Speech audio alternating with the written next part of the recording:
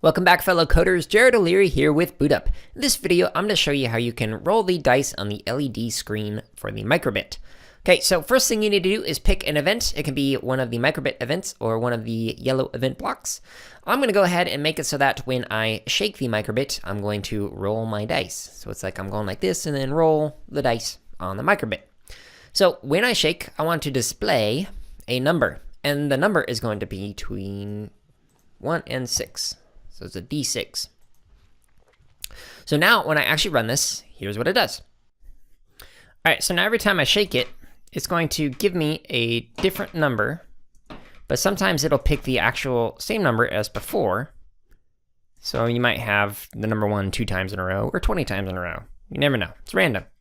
Cool, so it displays the number, and that's exactly what I want it to do.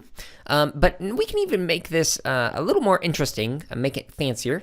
So maybe we can do some kind of a display or something that indicates that it's rolling the dice. So to do that, we can actually use these blocks. All right, so I added in a bunch of these display blocks, which will kind of give it a little pattern before it shows the number. So let's see what this looks like. So now when I shake it, gives a little bit of a design before it, or animation before it displays a number.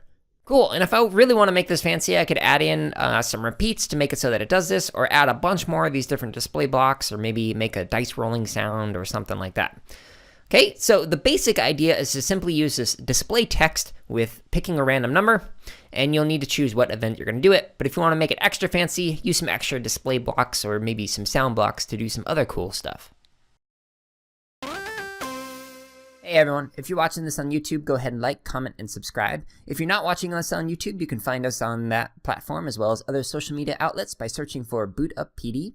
And if you're looking for more free lessons, projects, and resources for teachers and students, visit us at bootuppd.org, where you can also learn about our high-quality professional development.